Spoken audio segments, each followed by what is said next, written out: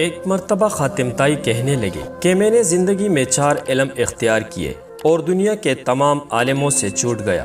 کسی نے پوچھا وہ 4 علم کون سے ہیں؟ خاتم طائی نے جواب دیا، پہلا یہ کہ میں نے سمجھ لیا کہ جو رزق میری قسمت میں لکھا گیا ہے وہ نہ تو زیادہ ہوگا اور نہ کم، اس لیے میں زیادہ کی طلب سے مطمئن ہو گیا۔ دوسرا یہ کہ اللہ کا جو حق مجھ پر ہے وہ میرے سوا کوئی دوسرا ادا نہیں کر سکتا، اس لیے میں اس میں مشغول ہو گیا۔ تیسرا یہ کہ ایک چیز جو مجھے ڈھونڈتی ہے اور وہ ہے موت، میں اس سے بھاگ نہیں سکتا، لہٰذا اس کے ساتھ سمجھوتا کر لیا۔ چوتھا یہ کہ میرا اللہ مجھ سے باخبر رہتا ہے، میں نے اس سے شرم رکھی اور برے کاموں سے ہاتھ اٹھا لیا۔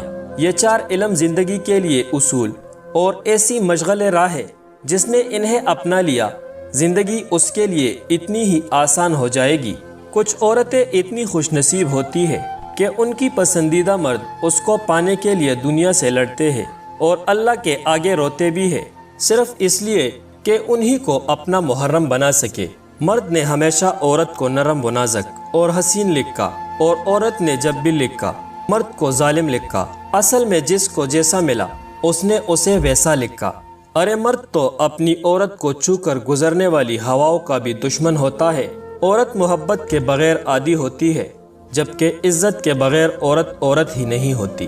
نفیس مرد ہمیشہ عورت کو محبت سے زیادہ عزت دیا کرتے ہیں، کیونکہ محبت کا اظہار تو خاص موقعوں پر ہی کیا جا سکتا ہے، جبکہ عزت ہر وقت ملحوظ خاطر رکھی جاتی ہے۔ صرف رب کی ذات ایسی ہے جو معافی مانگنے پہ یہ نہیں پوچھتا کہ غلطی کیوں کی تھی۔